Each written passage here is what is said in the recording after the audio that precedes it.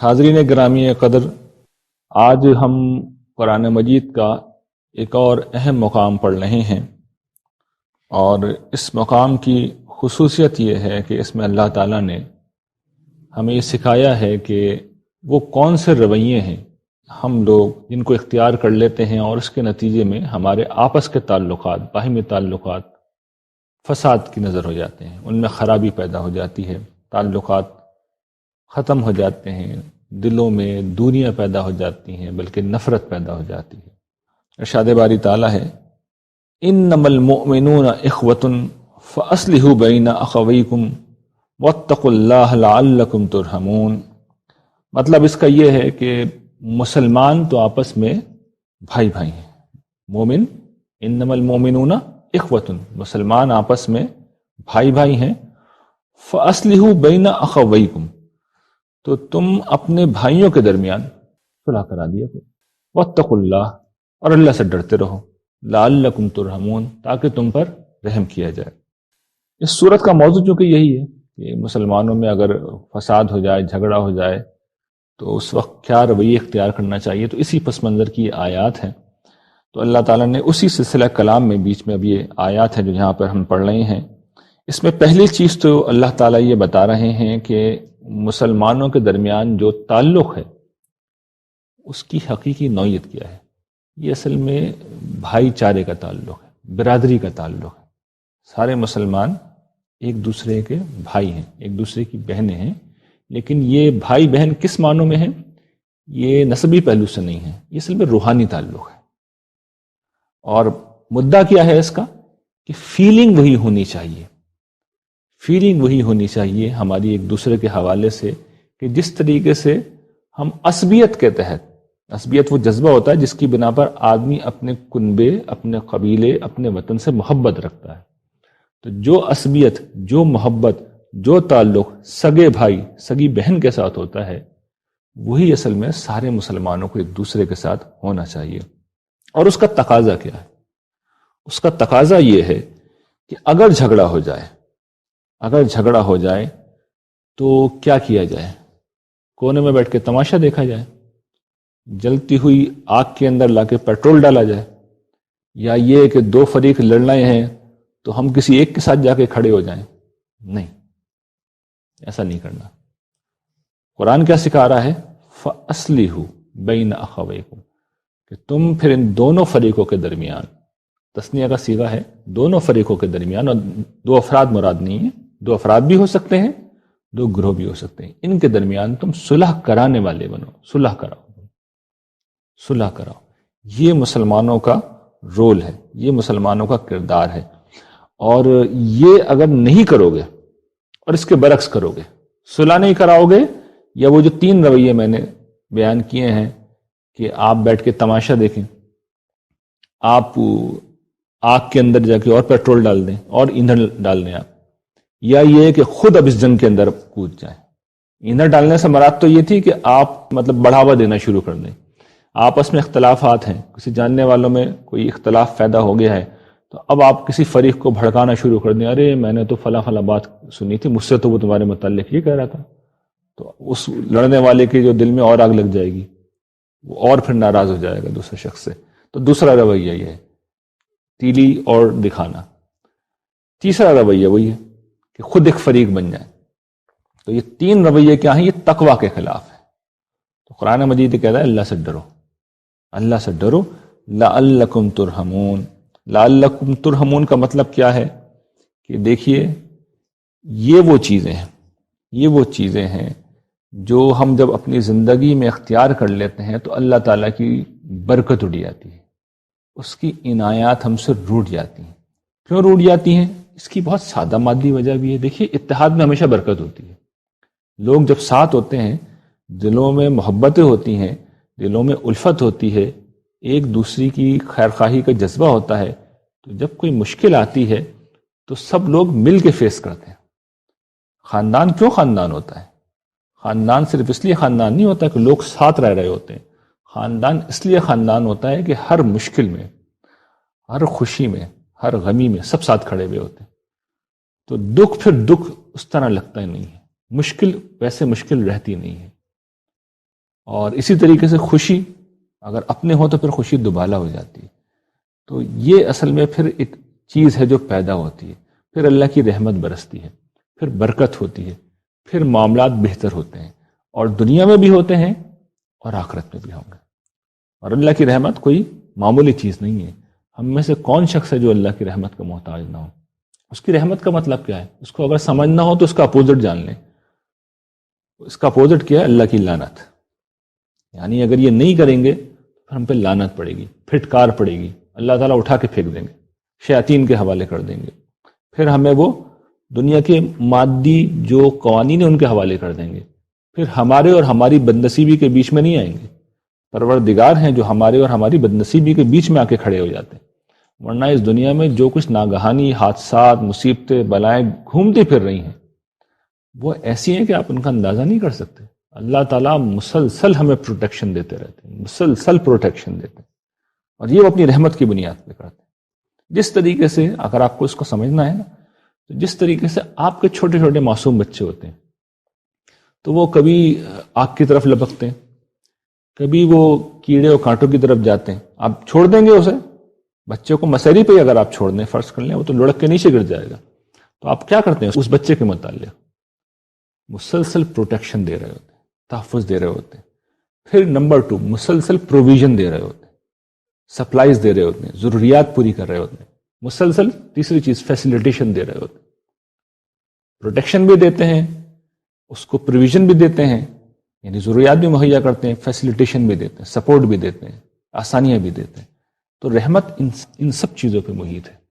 یہ ہمارے رب کی رحمت ہے، اور وہ اتنا کریم ہے کہ مجھے آپ کو پتہ بھی نہیں ہوتا. جس طرح چھوٹے بچوں کو، ہمارے چھوٹے بچوں کو پتہ نہیں ہوتا کہ ہمارے ماں باپ، یا جس وقت میں اور آپ چھوٹے تھے تو ہمارے ماں باپ نے ہمارے لیے کیا کیا کیا، لیکن میں اور آپ جو کچھ اپنے بچوں کے ساتھ کر رہے ہوتے ہیں اس سے آپ اندازہ کر سکتے ہیں کہ ماں باپ کیا کچھ کر رہے ہوتے ہیں. پتہ ہی نہیں ہوتا بچوں کو. تو یہ جو کچھ بھی ہم اپنی اولاد کے ساتھ کرتے ہیں، اس سے ہزاروں، لاکھوں، کروڑوں گنا ہمارا رب ہمارے ساتھ کر رہا ہوتا ہے، ہر گھڑی میں اور ہر لمحے میں کر رہے ہوتے ہیں. تو وہ کیا چیز ہے؟ یہ رحمت ہے ان کی، یہ ان کی رحمت ہے، اور یہ ظہور پذیر ہو رہی ہوتی ہے. بچا بھی رہے ہوتے ہیں اور چیزیں بھی فراہم کر رہے ہوتے ہیں اور آسانیاں بھی دے رہے ہوتے ہیں. تو یہ سب کچھ کیا ہے؟ رحمت کا ظہور ہے. تو اللہ تعالیٰ کہتے ہیں کہ اگر تم میری رحمت چاہتے ہو تو پھر میرا تقوی اختیار کرو، مجھ سے ڈرو. اور مجھ سے ڈرو سے کیا اللہ تعالیٰ کو کوئی فرق پڑے گا؟ نہیں. تمہارے اپنے تعلقات ٹھیک ہوں گے، تمہارے معاملات ٹھیک ہو جائیں گے. اچھا، یہ بات ہو گئی. اب اس کے بعد اگلی جو 2 آیات ہیں اس میں اللہ تعالیٰ یہ بتا رہے ہیں کہ وہ کیا چیزیں ہیں جو تعلقات کو خراب کرتی ہیں. یعنی وہ کیا چیزیں ہیں جو تعلقات کو خراب کرتی ہیں. تو اب دیکھیے وہ چیزیں ایک ایک کر کے زیر بحث آ رہی ہیں. فرمایا یا ایھا الذین آمنوا لا یسخر قوم من قوم عسیٰ ان یکونوا خیرا منہم ولا نساء من نساء عسیٰ ان یکن خیرا منہن. کہ اے ایمان والو، اے ایمان والو، تمہارے اندر مردوں کا کوئی گروہ، کوئی جماعت دوسرے مردوں کا مذاق نہ اڑائے. ہو سکتا ہے کہ وہ ان سے بہتر ہوں، یعنی جن کا مذاق اڑا رہے ہیں وہ ان سے بہتر ہوں. اور پھر اس میں اب دوبارہ ریپیٹ کی ہے وہی بات، اور اب اس دفعہ عورتوں کو لے لیا. ولا نساء من نساء، اور نہ عورتیں دوسری عورتوں کا مذاق اڑائیں. ہو سکتا ہے کہ وہ ان سے بہتر ہو، یعنی جن کا مذاق اڑایا جا رہا ہے وہ مذاق جو اڑا رہے ہیں ان سے بہتر ہو. تو یہ بڑی اہم آیت ہے. اب اس کو سمجھیے اللہ تعالیٰ کیا کہہ رہے ہیں. پہلی بات وہ کیا بتا رہے ہیں ہمیں کہ یہ جو تم مذاق اڑاتے ہو ایک دوسرے کا، تو یہ میسج کیا دیا انہوں نے.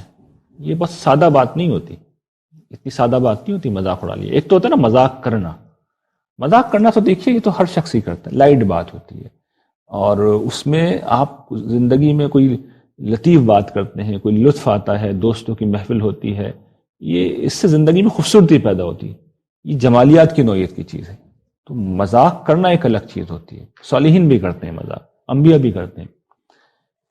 ایک ہوتی ہے کہ مذاق اڑانا. تو جب مذاق اڑایا جاتا ہے تو ہمیشہ اس کے پیچھے ایک جذبہ کار فرما ہوتا ہے جس کو یہاں نشاندہی کر دی گئی، یہ کہہ کے کہ ہو سکتا ہے وہ ان سے بہتر ہوں.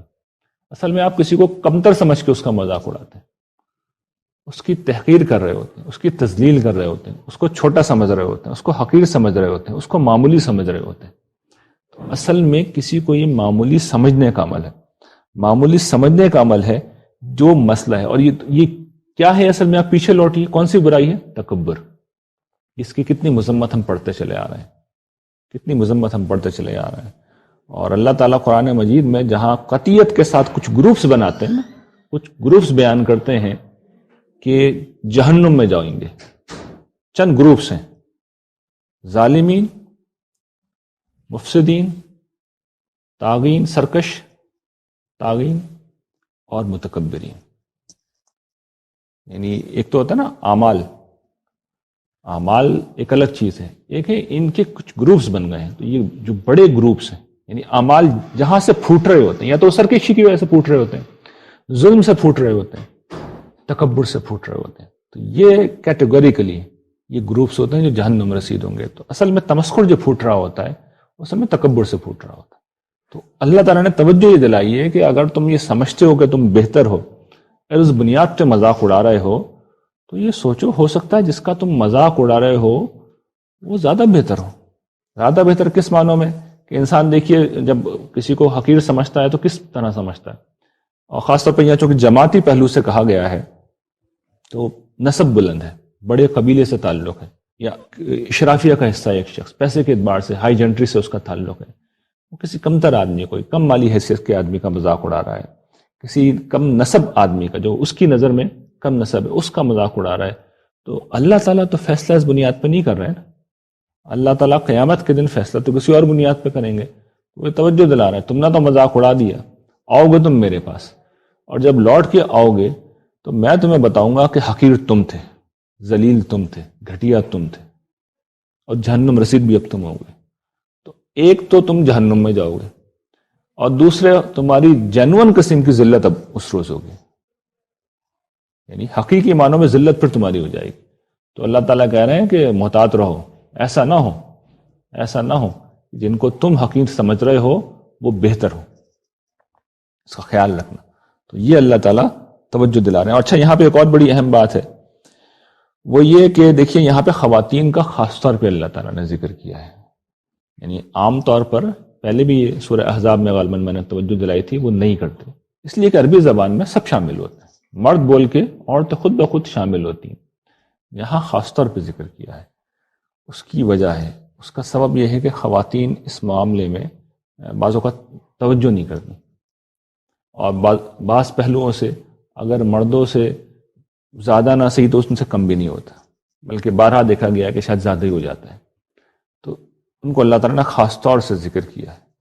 تو اس کا مطلب یہ کہ یہ جو فضائل اور رضائل ہیں اس میں خواتین کو بہت زیادہ محتاط رہنا چاہیے۔ اور گھروں میں اگر آپ دیکھیے تو بہرحال جھگڑے جو ہوتے ہیں اصل میں اس کا سورس ہم جانتے ہیں، کم سے کم اپنے معاشروں میں، کہ خواتین ہوتی ہیں، باتیں وہیں سے پھوٹتی ہیں اور پھر مردوں تک پہنچتی ہیں، اور پھر وہ جھگڑے فساد، خاندانوں میں ٹوٹ پھوٹ، تقسیم، بھائیوں میں لڑائی، رشتے ناتوں میں ناچاقی ہونا، تعلقات کا ختم ہونا، یہ ہم روزمرہ میں دیکھ رہے ہوتے ہیں، سب کچھ ہو رہا ہوتا ہے۔ تو اسی وجہ سے خواتین کو اللہ تعالیٰ نے خاص طور پر ایک انڈیپینڈنٹ جملے کے اندر ان کا ذکر کیا ہے۔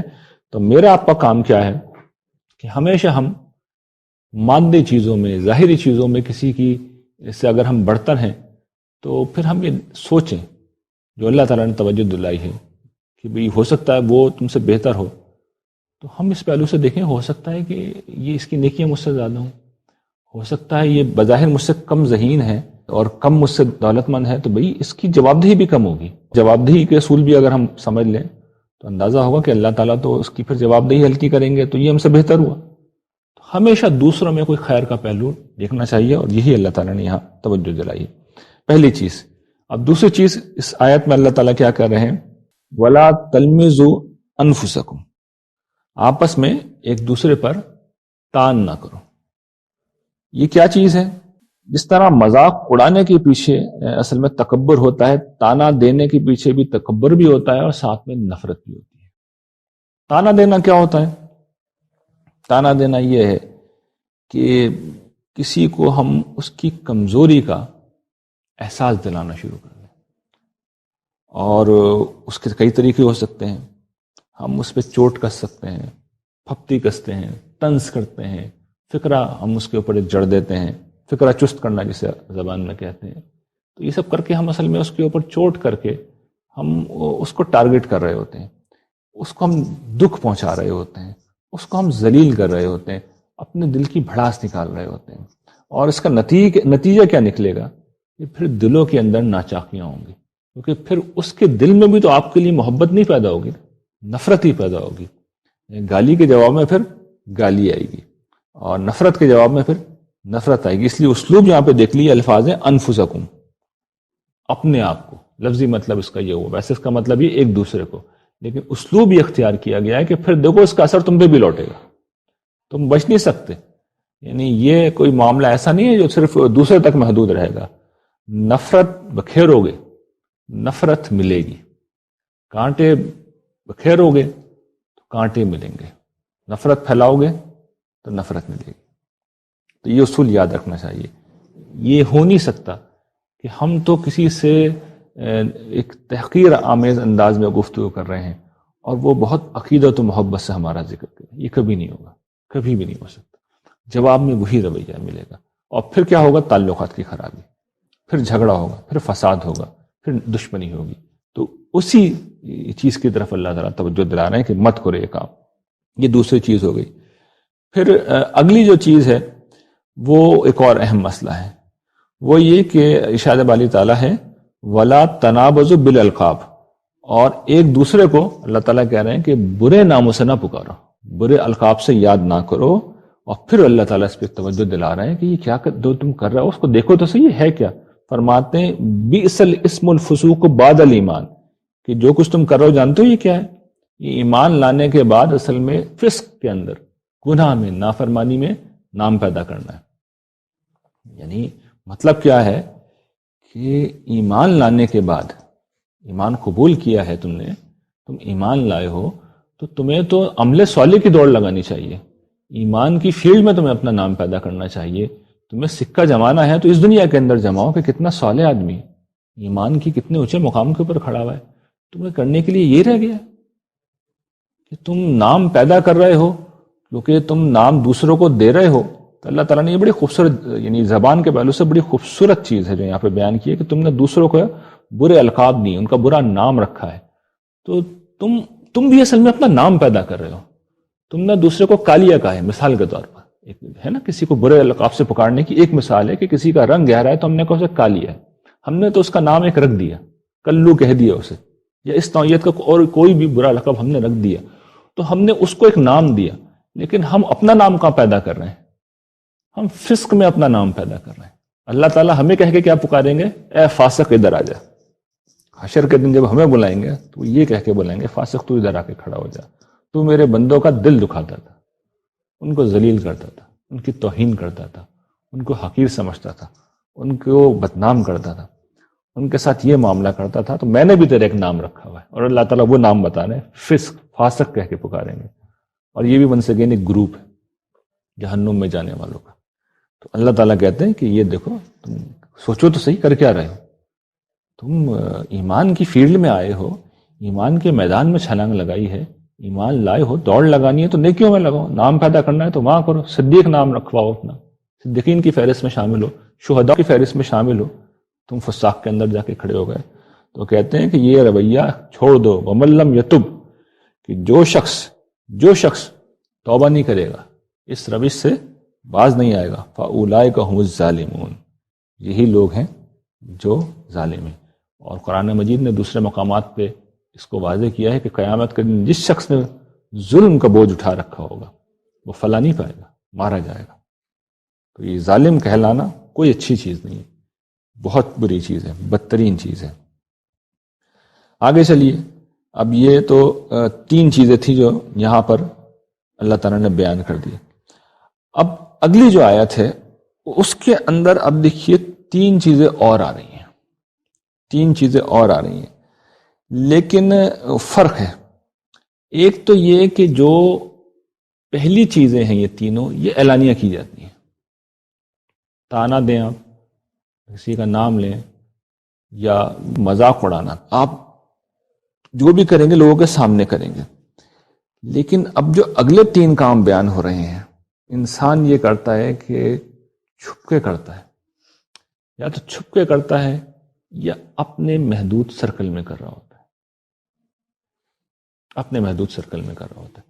اچھا، دوسرا فرق یہ ہے کہ یہ جو شروع کی 3 چیزیں بیان ہوئی ہیں، ان کو تو لوگ کچھ برا سمجھتے ہیں، مذاق اڑانا، کسی کا مذاق اڑانا، کسی کا نام رکھنا، کسی کا برا لقب رکھنا، کسی کو تانا دینا، جو اسے کہتے ہیں نا کہ معروف اور منکر کے پہلو سے بھی کچھ لوگوں کو شرم آ جاتی ہے، یا کسی کو تانا دینا اچھا نہیں ہے، کسی کو اس طرح کے القاب دینا اچھا نہیں ہے۔ تو جو اچھے باشعور لوگ ہوتے ہیں وہ ویسے ہی اس سے کچھ اوائڈ کرتے ہیں۔ لیکن اب جو 3 چیزیں آ رہی ہیں اس میں اچھے لوگ ملوث ہوتے ہیں، اس کی وجہ یہ ہے کہ وہ اسے ذرا معمولی چیز سمجھتے ہیں۔ تو اب اس فرق کو ذرا ذہن میں رکھیں۔ اب وہ اگلی آیت سنیے، اس میں بھی 3 چیزیں بیان ہو رہی ہیں۔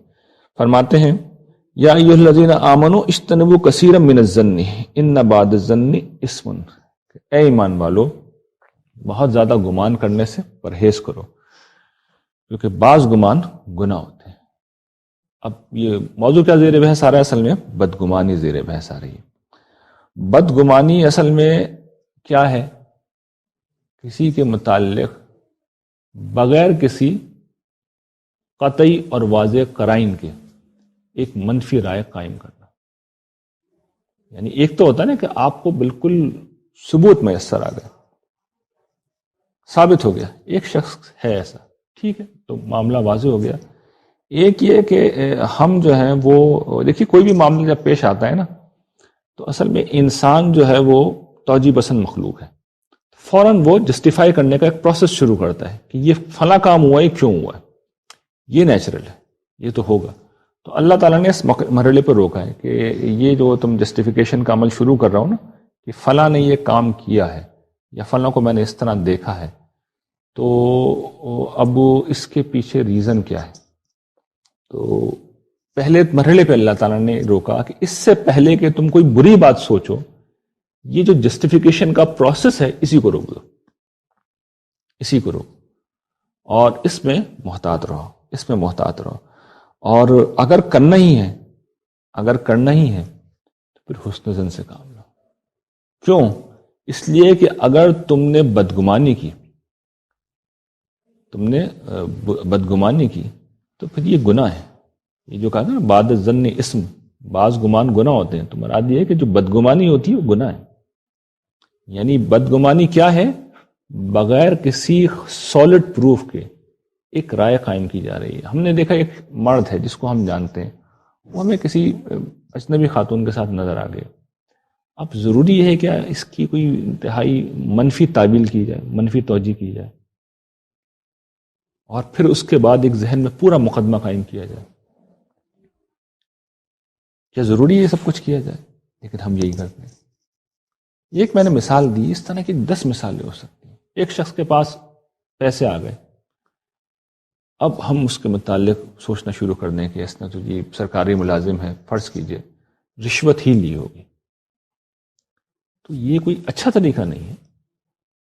ذہن تو تعبیل کرے گا نا، ذہن میں پروسیس تو شروع ہو جاتا ہے آٹومیٹکلی کہ میں نے کوئی توجہ کرنی ہے کہ پیسے ایک ساتھ اتنے سارے آ گئے ہیں تو کہاں سے آئے؟ سرکاری ملازم میں تنخواہ تو اتنی ہو نہیں سکتی۔ تو کیا ضروری ہے ہم یہ خیال کریں کہ اس نے کوئی بہت بڑی کرپشن کی ہے؟ گرچہ اس کا امکان بھی ہو سکتا ہے، لیکن جب تک معاملہ بالکل قطعی و واضح قرائن سے سامنے نہ آ جائے تو قرآن یہ سکھا رہا ہے کہ آپ اپنے خیال کے گھوڑے کو ذرا باندھ کے رکھیں، رسیاں باندھ کے رکھیں اسے۔ تو دین نے ہمیں یہ توجہ دلائی۔ اچھا، ہمارے معاشرے میں کیا ہوتا ہے؟ ہمارے معاشرے میں ہم شروع یہاں سے کرتے ہیں کہ بدگمانی سے ہی شروع کرتے ہیں، اور ہمارے یہاں خاص طور پہ جب معاملہ کر رہے ہوتے ہیں ہم، تو ہم عام طور پہ خیال کرتے ہیں کہ اگر زندگی میں اس معاشرے میں آپ کو سیکیور رہنا ہے تو اصل میں آپ یہ تصور کریں کہ ہر شخص چور ہے، اور جب تک وہ اپنے آپ کو بے گناہ ثابت نہ کر دے۔ تو یہ بھی ایک طریقہ ہوتا ہے، لیکن پھر اس کے نتائج بڑے برے نکلتے ہیں۔ پھر ہم دوسروں کو چور سمجھیں گے تو پھر کچھ دوسرے لوگ ہوں گے جو ہمارے بارے میں جب گمان کریں گے تو وہ ہمیں بھی چور سمجھنے سے ہی معاملہ شروع کریں گے۔ تو گرچہ اس رویے کا شروع میں کچھ نقصان ہو سکتا ہے، لیکن اوور آل پھر اس کے بڑے فائدے ہوتے ہیں۔ جب حسن ظن رکھا جاتا ہے پھر اس کے بڑے فائدے ہوتے ہیں. تو چونکہ گرے ایریاز اس میں بہت ہوتے ہیں گمان کے اندر، تو لوگ اکثر گمان کر دیتے ہیں. تو اللہ تعالیٰ نے یہ توجہ دلائی ہے کہ گرے ایریا سے تم نے پھر آخر کار وہ گدلے پانی کے اندر اترنا ہے. وائٹ اینڈ بلیک کے درمیان گرے ایریا آتے ہیں، تو یا تو وائٹ کرو اور بہت زیادہ گرے ایریا میں بن جاؤ، اس لیے کہ تم بلیک ایریا میں پھر خود بخود ہی پہنچو گے. تو یہ پہلی چیز ہے جسے اللہ تعالیٰ نے بیان کیا. دوسری چیز بیان کی ولا تجسسو، تجسس مت کرو، ٹو میں مت رہا کرو لوگ. دیکھیے یہ چیز ہم گرچہ پڑھ چکے ہیں سورہ بنی اسرائیل میں، اللہ تعالیٰ نے جو بیان کیا تھا کہ ولا تقف ما لیس لک بہ علم ان السمع والبصر والفؤاد کل اولئک کان عنہ مسئولا، کہ دیکھو تم میں سے کوئی شخص کسی ایسی چیز کے پیچھے مت لگے جس کا تمہیں علم نہیں، اس لیے کہ تمہارے جتنی بھی قوتیں ہیں، سماعت ہے، بصارت ہے، سوچنے سمجھنے کی صلاحیت ہے، سب کے متعلق اللہ تعالیٰ پوچھیں گے. تو وہاں اصل میں تجسس کا نام لیے بغیر اسی عمل کی طرف توجہ دلائی گئی تھی، یا اس عمل کو بیان کر دیا گیا ٹوہ مت لو، تجسس مت کرو. یہ کیوں کہا ہے؟ اس لیے کہ جس طریقے سے ہمارے ہاں جان مال آبرو کو ایک حرمت حاصل ہے، اسی طریقے سے کسی کی پرائیویسی کو بھی ایک تحفظ حاصل ہے. پرائیویٹ لائف ہر شخص کی دین نے مقدس سمجھی اور اس کو بیان کیا یہاں پہ کہ کسی کی پرائیویٹ لائف میں دخل اندازی مت کیجیے، مت لوگوں کے پیچھے پڑے کہ فلاں کے گھرانے میں کیا ہو رہا ہے، فلاں کے معاملات کیسے چل رہے ہیں. لیکن چونکہ یہ معاملہ ایک دفعہ پھر ویسا ہے کہ ایک تو بڑا ہلکا ہے، دوسرا یہاں پہ بھی گرے ایریاز ہوتے ہیں، یعنی ہر طرح کا تجسس بہرحال ممنوع تو نہیں ہو سکتا نا. بعض اوقات تو یہ ضروری ہوتا ہے، بھائی والدین کو نظر رکھنی چاہیے اپنے بچوں کے اوپر، یعنی آپ کا بچہ کیا کر رہا ہے، کن دوستوں میں اٹھ رہا بیٹھ رہا ہے، یہ اس کی کوئی پرائیویسی نہیں ہے، آپ کو دیکھنا پڑے گا، یعنی اس پر نظر رکھنی پڑے گی. چھوٹا بچہ ہے، اسے کیا خبر زمانے کی. گورنمنٹ یہ نہیں کر سکتی، گورنمنٹ کو بہرحال تجسس کرنا پڑے گا، گورنمنٹ کو معلومات رکھنی پڑے گی، خبر رکھنی پڑے گی. اساتذہ ہیں ان کو بہرحال خبر رکھنی پڑے گی، معاملات کی انہیں اطلاع ہونی چاہیے، انہیں پوری نالج ہونی چاہیے، ورنہ اور فساد پیدا ہو جائے گا. تو یہاں تک یہ چیزیں ٹھیک ہیں. لیکن جن لوگوں سے ہمارا نہ لینا ہے نہ دینا ہے، جن سے کوئی اس نوعیت کا کوئی تعلق نہیں ہے، ان کی ذاتی چیزوں میں ہم جانا شروع کر دیں اور دخل اندازی کرنا شروع کر دیں، ٹوہ لینا شروع کر دیں، تو وہ اصل میں کس چیز کی عکاس ہوتی ہے؟ وہ یہ ہے کہ ہم دوسروں کے معاملات میں جا کر اصل میں کوئی عیب ڈھونڈ رہے ہیں، کوئی کمزوری ڈھونڈ رہے ہیں، اور ہم پھر مزے لینا چاہتے ہیں. پھر ہم اس چیز کا چرچا کریں گے لوگوں کے اندر، ارے فلاں کے پتہ ہے کیا ہوا تھا، اس کی بیٹی کے ساتھ یہ معاملہ ہوا، اب اس کو جناب آپ بیان کرنا شروع کر دیں گے. یہ ہمارے عام ہوتا ہے. تو لوگ اصل میں مزے لے رہے ہوتے ہیں، یہ رسوا کر رہے ہوتے ہیں، اور پھر اس سے بڑی خرابیاں پیدا ہوتی ہیں. اس کی ظاہر بات ہے اتنی مثالیں کہ میں اگر ایک ایک مثال دینا شروع کر دوں تو پھر بہت وقت زیادہ ہو جائے گا. پھر سب سے بڑی بات یہ کہ ہم تجسس کریں اور واقعتاً کوئی شخص برا ہے، ہم اس کو رنگے ہاتھوں پکڑ بھی لیں، یہ جان بھی لیں اس کے گناہ کے بارے میں.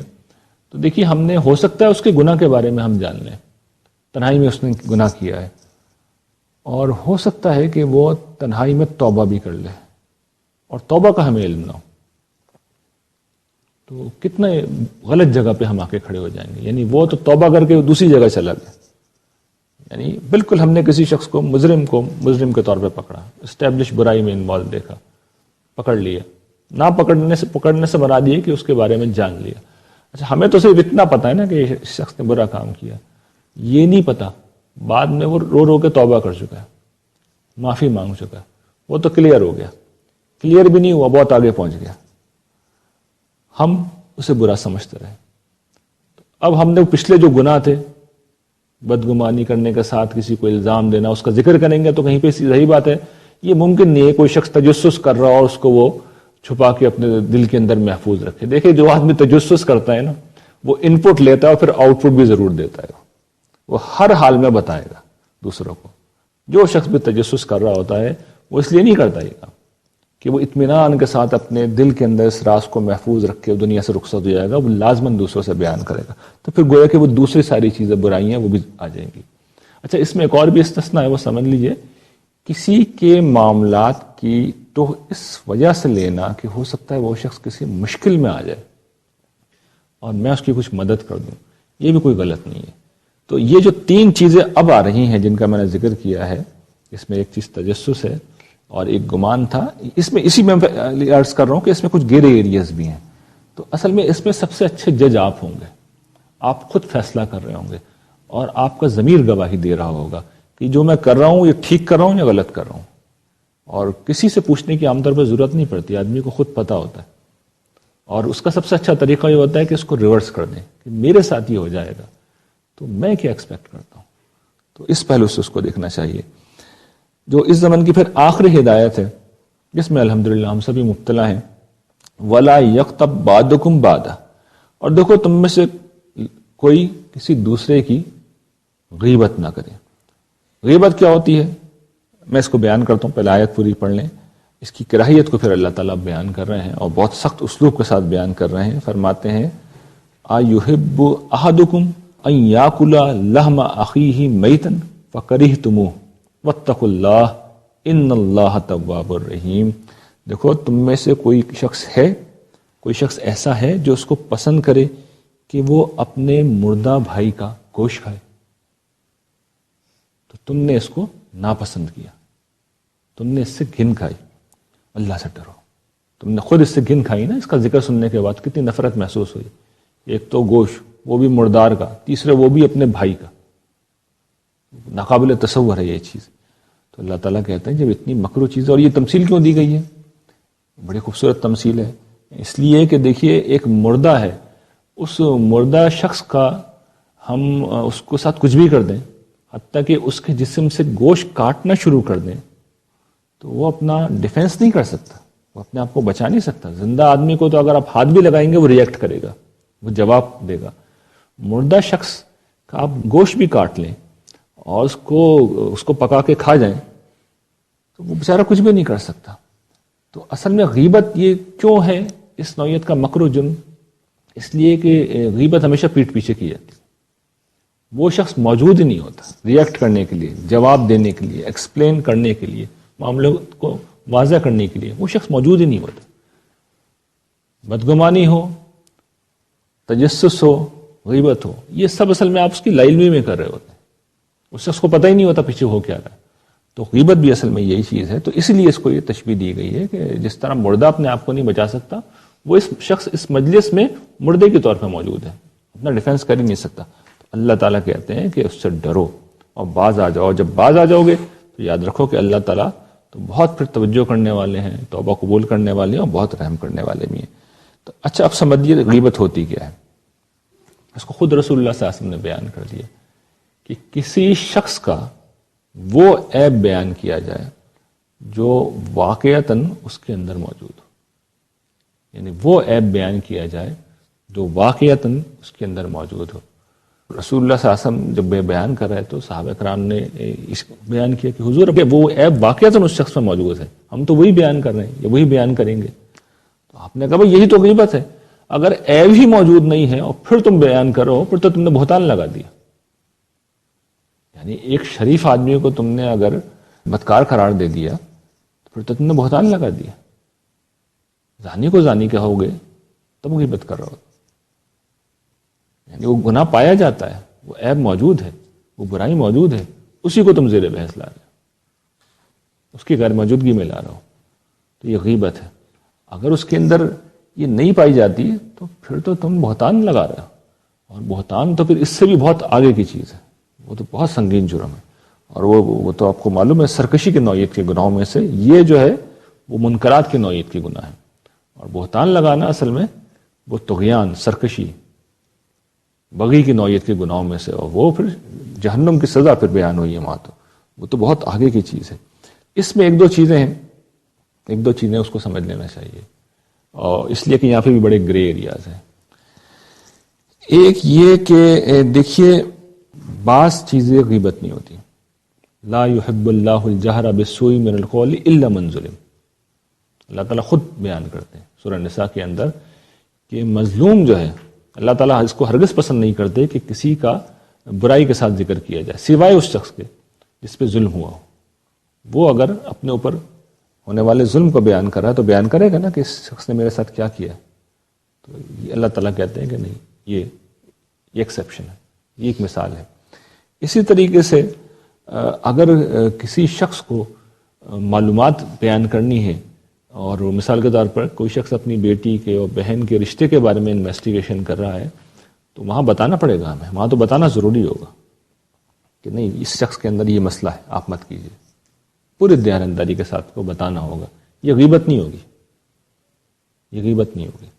تو اس طرح کے کیسز میں آپ کو بیان کرنا ہوگا. اسی طریقے سے پبلک فیگرز ہیں، پبلک جو فیگرز ہوتی ہیں جن کی برائیاں معلوم ہیں، مشہور ہیں، اور سب کو پتہ ہے، ان کو بھی پتہ ہے.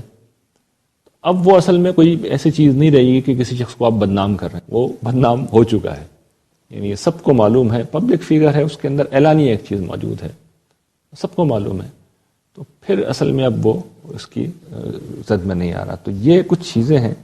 اور پھر آپ کو معلوم ہے ہم نے اس کے اوپر خصوصی کورسز کرا رکھے ہیں، خصوصی کورسز بنا رکھے ہیں، اس لیے کہ ان چیزوں میں بڑے گرے ایریاز ہوتے ہیں اور بڑی تفصیلات ہوتی ہیں. تو وہ جو لوگ دلچسپی رکھتے ہیں وہ ہماری سائٹ پہ جا کر ان کورسز کو کر سکتے ہیں. اصول کیا ہے؟ اصل اصول یہ ہے کہ اپنے آپ سے پوچھتے رہنا چاہیے، اپنے دل سے پوچھنا چاہیے، اپنے آپ کو اس شخص کی جگہ پہ لے جانا چاہیے جس کے ساتھ یہ سب کچھ ہو رہا ہے.